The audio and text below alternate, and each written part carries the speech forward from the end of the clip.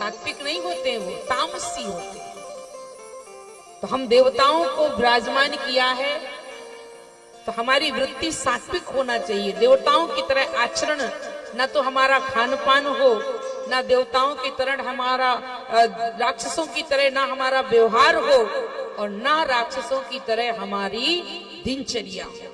हमारी इस समय हम लोग सब देव हैं, और यहाँ देव नहीं, यहाँ तो महादेव की पावन भूमि है ये तो भैया है।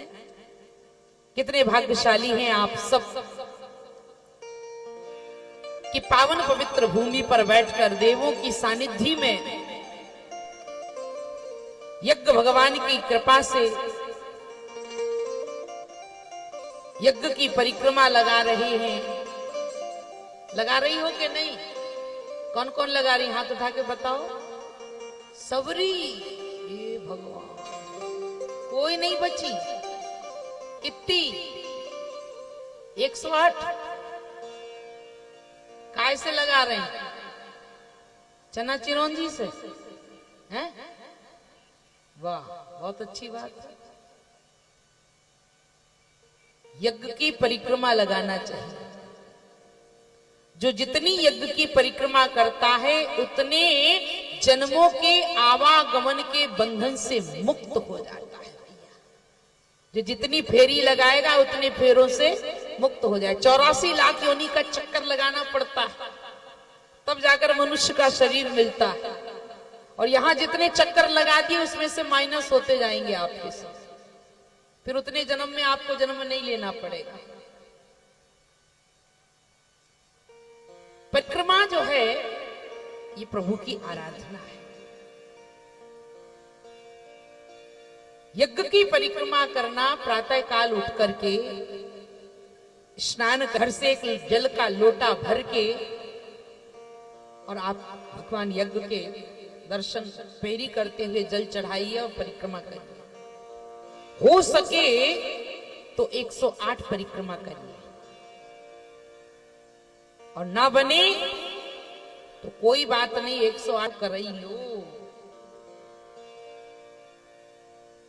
और कई तो कहे जी हमसे नहीं हो, हमरे तो पांव दुखत हैंगे।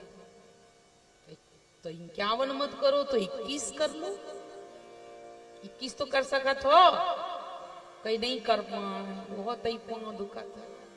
चलो अगर 21 ना कर पाओ तो 11 तो कर ही लो। और कई कहे हम तो 11 भी नहीं कर सकते, तो 11 भी ना कर पाओ तो कम से कम 7 परिक्रमा तो लगाई लो। हाँ, और कई ऐसे भी हैं जो 7 भी ना कर सके तो कम से कम 5 का ही नियम बना लो। और अगर ऐसे भी लोग हैं कि जो 5 भी नहीं लगा सकते हैं तो कम से कम 3 ही परिक्रमा कर लो। 3 भी नहीं कर सकते, अरे 3 नहीं कर सकते तो कम से कम 1 परिक्रमा तो कर ही लो। और 1 भी ना कर पाओ तो आधी ही कर लो। शिवस्य अर्ध प्रदक्षिणा, क्योंकि भगवान शंकर की परिक्रमा आधी ही होती है। अगर पूरी भी ना लगा पाओ तो आधी लगा लो, इतने में ही भगवान शंकर प्रसन्न हो जाएंगे। आधी परिक्रमा लगाने से भी।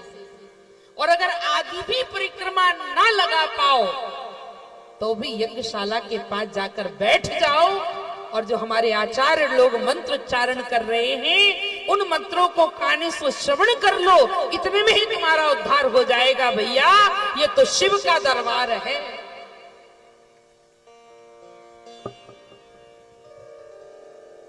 परिक्रमा चना चिरौंजी से मत लगाइयो। हाँ, तुमने लगाई परिक्रमा, तुमने फेंकी चिरौंजी। अब जितने चीटा चीटी सबरे पहुंच गए यज्ञशाला में। अब पंडित जी मंत्र बोलेंगे वे चीटों से बचे हैं। तो परिक्रमा लगाइयो और सोने के सिक्का से। कहा जी 1 लाख होगा, कहां से लिया है सिक्का? सोने के सिक्का। और पारखी में बड़े बड़े पटेल हैं भैया, 108 सोने के सिक्का भी चढ़ गए जग में तो क्या दिक्कत है?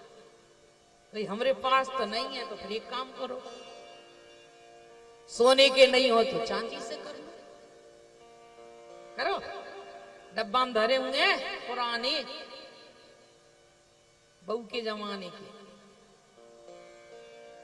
जी हमारे कहना चांदी के भी नहीं है, तो चांदी के नहीं, सोने के नहीं, तो कम से कम गिलट के ही से कर लो। हो सके तो 10 रुपया को सिक्का, नहीं है तो 5 को, और नहीं हो तो 2 को, और 2 को भी नहीं हो तो 1 से तो लगा लो। कम से कम 108 परिक्रमा में 8 सिक्का तो चढ़ा दो। 100 भले तुम चना चिरौंदी चढ़ा। यज्ञ समिति को भी सहयोग मिले, दान पात्र जो रखे हैं उनमें डालते जाओ, 1 परिक्रमा लगाओ, 1 सिक्का डालो, 1 परिक्रमा। यज्ञ भगवान जो है वो साक्षात नारायण का स्वरूप है, और यज्ञ में जो हम आहुति देते हैं ये देवताओं का भोजन हो रहा है। घरे भोग लगाते हैं अपन, तुलसी दल डारो और दूध धरो, रबड़ी धरी, कचौरी धरो, तुलसी दल डारो, घंटी हलाई फेल और निकालो, और खुद ही गप गप खा गए। जो सच्चा भोग है। एक सज्जन बोले फालतू की बात है, 3 कुंटल घी भगर बर्बाद कर देते हैं, कुंटलों साकल बर्बाद कर देते हैं, काहे करो? सब अग्नि में जला देते हैं, गरीबों को खिलाएं तो कुछ फायदा हो। इससे होता क्या है?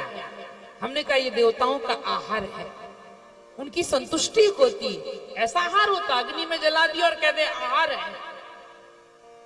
अग्नि में जलाने से आहार मिलता है? मैंने कहा बिल्कुल। हम चले गए संध्या करने, सज्जन कमरे में बैठे थे,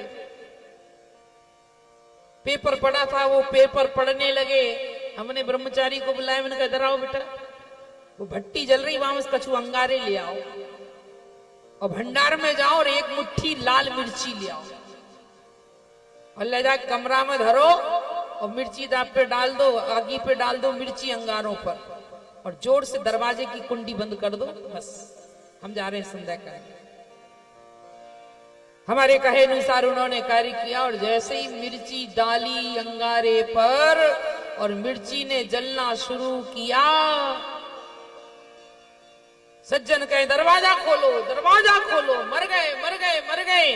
हमने कहा क्या हुआ? हमने कहा बिल्कुल मत खोलना, अभी 5-10 मिनट और रुको। और 10 मिनट बाद जब दरवाजा खोला तो सज्जन की हालत देखने लायक थी। मर गए मर गए मर गए मर गए। अरे क्या हुआ?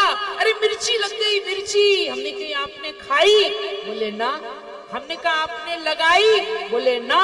तो हमने कहा मिर्ची कैसे लग गई? बोले धुआं लग गया। मैंने बिना खाए धुआं लग गया? हमने कहा यही तुम्हारे प्रश्न का उत्तर है। जब अग्नि में पड़ी हुई मिर्ची का धुआं तुम तक पहुंच सकता है, क्या अग्नि में पड़ी हुई साकल्य का धुआं देवताओं तक नहीं पहुंच सकता है क्या? ये उनकी तृप्ति इस धुएं के द्वारा हो रही है।